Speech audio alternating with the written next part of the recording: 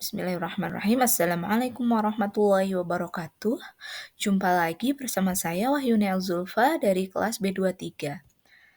Eh, di sini sebelumnya saya ucapkan terima kasih kepada Bapak Heru Prayogo, MPD selaku dosen pengampu mata kuliah Cirebon Studies. Pada kesempatan kali ini saya akan mempresentasikan tentang sistem kesenian Cirebon part 3 di mana berisi tentang ukiran Cirebon, kemudian batik Cirebon yang terdiri dari batik keraton Cirebon, batik pesisiran, dan batik santri. Nah, di mana pada pendahuluan di sini adalah sistem kesenian di Cirebon memiliki kekayaan dan keanekaragaman yang mencerminkan sejarah dan budaya masyarakat Cirebon yang sangat dipengaruhi oleh tradisi kerajaan, Islam, dan kebudayaan pesisir. Cirebon dikenal sebagai kota yang memiliki seni yang khas dan unik, dan ini terlihat dari berbagai aspek seni yang berkembang termasuk dalam bidang ukiran, batik, dan seni rupa lainnya. Nah, pada pembahasan kali ini yang pertama adalah ukiran Cirebon. Ukiran Cirebon adalah seni ukir tradisional yang sangat berkembang di Cirebon, khususnya pada masa kejayaan Keraton Kasepuhan dan Keraton Kanoman. Ukiran ini memiliki ciri khas yang berbeda dari daerah lain di Jawa, dengan perpaduan pengaruh Hindu, Islam, dan budaya Tiongkok. Ukiran Cirebon umumnya menggunakan motif bunga, daun, dan bentuk geometris yang penuh dengan simbolisme. Banyak ukiran yang memiliki bentuk dan detail yang halus serta memiliki warna yang cerah dan kontras. Pengaruh budaya Tiongkok terlihat pada motif-motif tertentu yang menyerupai bentuk naga atau awan yang sangat khas. Sementara itu, pengaruh Islam tampak pada penggunaan pola-pola geometris dan arabesque.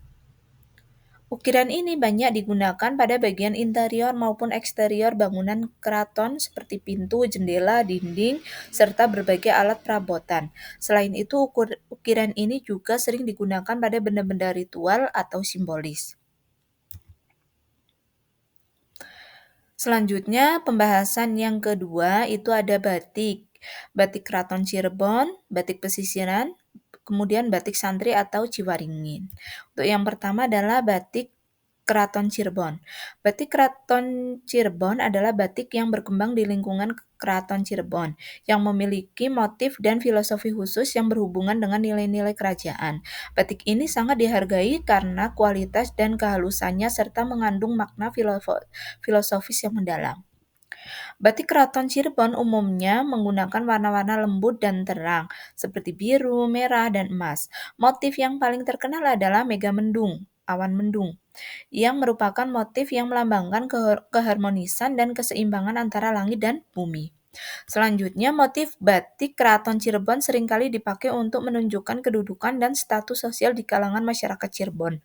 Selain itu, batik ini juga mengandung nilai-nilai spiritual yang mendalam terkait dengan kesejahteraan dan kebahagiaan. Batik pesisiran Cirebon lebih dipengaruhi oleh kebudayaan pesisir dan memiliki gaya yang lebih bebas serta lebih banyak dipengaruhi oleh budaya luar, khususnya Tiongkok dan Hindu. Batik ini diproduksi kawasan pesisir yang menjadi tempat interaksi berbagai budaya. Batik pesisiran memiliki motif yang lebih beragam, termasuk bunga, fauna, dan abstrak lainnya, dengan warna yang lebih cerah dan bervariasi.